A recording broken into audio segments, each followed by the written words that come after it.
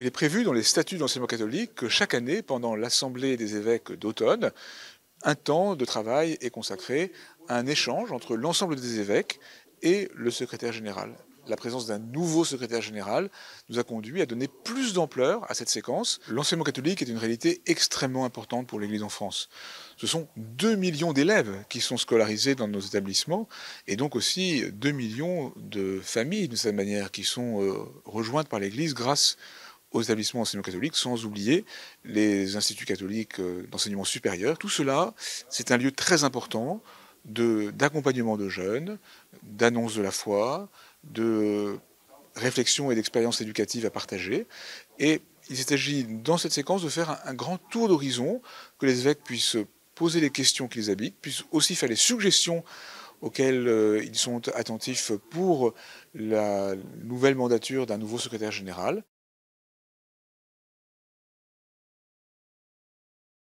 Évidemment, nous sommes au lendemain des grands drames qui ont été révélés autour de Betaram et quelques autres établissements.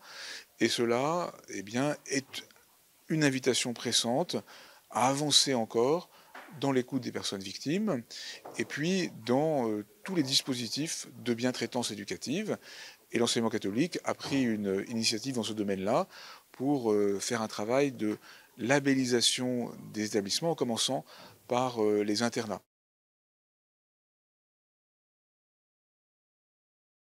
Le caractère propre des écoles catholiques, c'est une réalité assez globale. C'est bien sûr la dimension confessionnelle de nos établissements, et légitimement confessionnelle, mais c'est aussi la responsabilité des chefs d'établissement, la manière dont les familles sont associées au projet éducatif, et il s'agit d'abord de le vivre, et puis de faire en sorte qu'il puisse être vécu paisiblement. Ma conviction est que le cadre légal actuel nous permet de vivre pleinement ce caractère propre. Il peut y avoir sur tel ou tel point des différences d'approche des pouvoirs publics et des responsables de l'enseignement catholique, mais justement, parlons-en et avec sérénité et détermination en même temps, avançons pour être non pas des adversaires, mais des partenaires.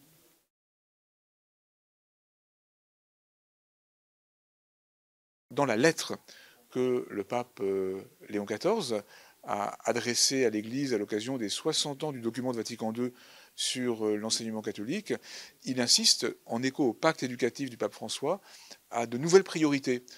La vie intérieure, le numérique humain, toute sa réflexion sur l'intelligence artificielle et qui modifie quand même assez considérablement les enjeux éducatifs et pédagogiques aujourd'hui, et puis l'éducation à la paix des armées et des armantes.